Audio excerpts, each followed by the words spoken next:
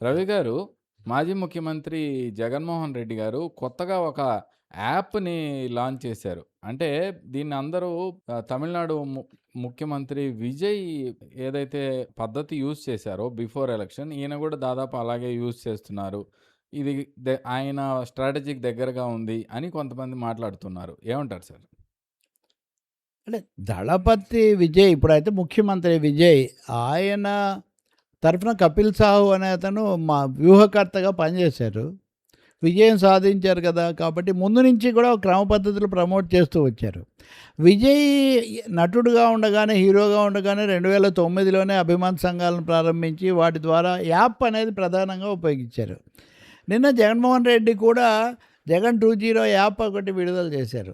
మనము మీడియా మన చేతుల్లో లేదు, మనకు వ్యతిరేకంగా ఉంది. చాలా మీడియాలు టీడీపీకి అనుకూలంగా ఉన్నాయి. సోషల్ మీడియాలోనేమో మనం ఏదన్నా చేస్తే దాన్ని తొలగించటము, ఆ అగ్రిగేటర్స్ మీద, ప్లాట్ఫామ్స్ మీద ఒత్తిడి తెచ్చి తీసేయడము, కేసులు పెట్టడం ఇవన్నీ చేస్తున్నారు. కాబట్టి మనం ఈ యాప్ అత్యాధునికమైన సాంకేతికతతో తీసుకొస్తున్నాము. ఇది అందరు ప్రజాప్రతినిధులు, మన కార్యకర్తలు, నాయకులు అందరి దగ్గర ఉంటుంది. ఎవరైనా కానీ ఎవరికి చెప్పాలో దాని మీద దాంట్లో తమ సమాచారం పంపించవచ్చు.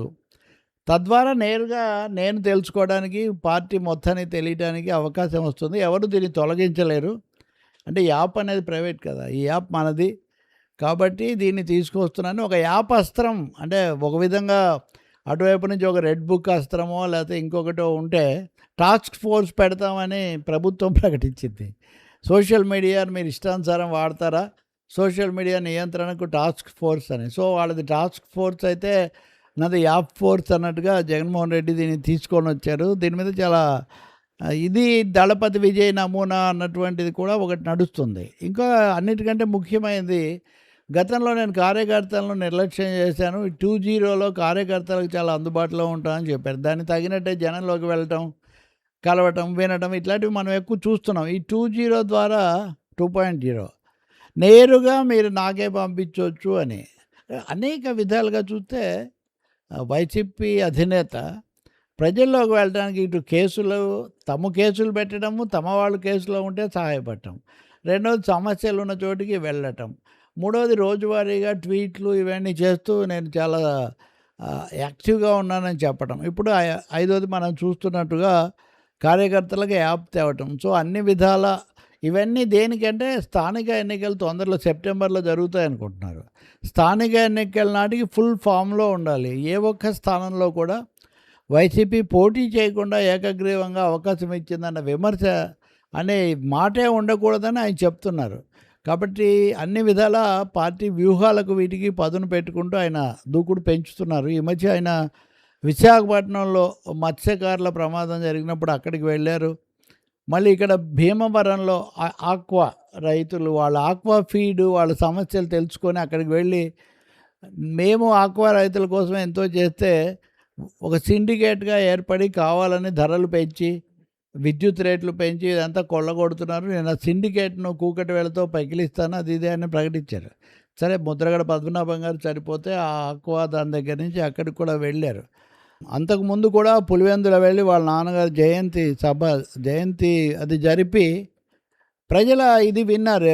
మొత్తం నేను వింటుంటాను. అంటే ఏదో ఒక విధంగా ప్రజలకు, కార్యకర్తలకు దగ్గర కావటము, మీడియా ద్వారా దగ్గర కావటము, రాజకీయంగా దూకుడుగా ఉంటాం. అంతకుముందు సభలలాగే భీమవరం సభ ముఖాముఖి అంటే భారీ బహిరంగ సభగా జరిపి వాళ్ళ దగ్గర నుంచి ప్రశ్నలు తీసుకోవటం. వచ్చే ఒక ఏడాది తర్వాత ప్రజల్లోకి వచ్చి పాదయాత్ర చేస్తానని కూడా చెప్పారు. కాబట్టి ఇలా చూస్తే కనుక అంచెల వారీగా జగన్ మళ్ళీ పదును పెంచుతున్నారు. రోజువారీగా కార్యకర్తల సమావేశాలు, ఏదో ఒక నియోజకవర్గంతో సమావేశాలు, అభ్యర్థుల ఎంపిక, మార్పులు, చేర్పులు.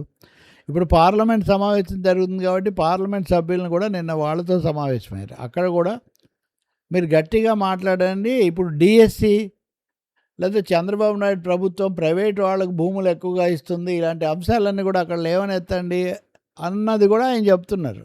అంటే ఈ విధంగా జాతీయ స్థాయిలో, రాష్ట్ర స్థాయిలో, జిల్లాల స్థాయిలో కూడా పార్టీ గొంతును పెంచుకుంటూ పోవాలని. ఈ క్రమంలోనే ఇప్పుడు ఆ లాకప్ డెత్తులకు సంబంధించిన సాయి కృష్ణ కేసు కానీ, అదైన తర్వాత క్రాంతి కుమార్ కేసు కానీ వీటన్నిటిలో కొంచెం చొరవ వీళ్ళు తీసుకున్నారు కదా. తర్వాత అవి కొన్ని కొత్త ట్విస్టులు, టర్నులు ఏమొచ్చినప్పటికీ అవి ఒక జాతీయ చర్చకు దారితీసిన పరిస్థితి ఉంది. ఇదే పద్ధతిలో నెల్లూరు జిల్లాలో ఇప్పుడు తాజాగా ఒక ఆయన హుస్సేన్ అనే అతను కస్టడీలో అతను కూడా చనిపోయాడని వాళ్ళు ఆందోళన చేస్తున్నారు. ఇంకొక ఉద్యోగి కూడా ఆత్మహత్య చేసుకుంటే పోలీసు వేధింపుల వల్లే అతను చనిపోయాడని దాని మీద కూడా వాళ్ళు బలంగా చెప్తున్నారు. అనంతపూర్లో కూడా ఇలాంటి దాడులు, ఘర్షణలు జరుగుతున్నాయి. మొత్తం మీద ప్రతిదాన్ని కూడా దేన్ని వదిలిపెట్టకుండా ప్రజల దృష్టికి తేవటం, వాటి మీద గట్టిగా నిలబడి పోరాటం, న్యాయ పోరాటం, రాజకీయ పోరాటం చేయటం, ఇప్పుడు మీడియా పోరాటం కూడా పెంచుతున్నారనేది అర్థమవుతుంది. ఈ కపిల్ సాహు అనే ఆయన్ను వ్యూహకర్తగా తెచ్చుకొని ఇప్పటికే ప్రశాంత్ కిషోరు లేకపోతే రాబిన్ శర్మ ఇలాంటి వాళ్ళు గతంలో ఉండేవాళ్ళు. అలా కాకుండా కొంతమంది వ్యూహకర్తల దగ్గర నుంచి సిబ్బందిని తీసుకొని తమ పార్టీ ఛానల్స్ ద్వారానే వాళ్లకు కిందకు పంపిస్తున్నారు. ఇప్పుడు ఇంకా పూర్తిగా ఒకరిని ఎంచుకొని వ్యూహాత్మకమైనటువంటి కదలిక పెంచుతారు అనే అభిప్రాయం చాలా ఎక్కువగా ఉంది. ఇవన్నీ చేస్తున్నప్పుడే కూటమి కూడా దానికి తగినట్టే ప్రతి వ్యూహాలు, నిన్ననే వాళ్ళందరూ సమావేశమై గట్టిగా ఎదుర్కోవాలి, పోరాడాలి అని కూడా వాళ్ళు ప్రకటించారు.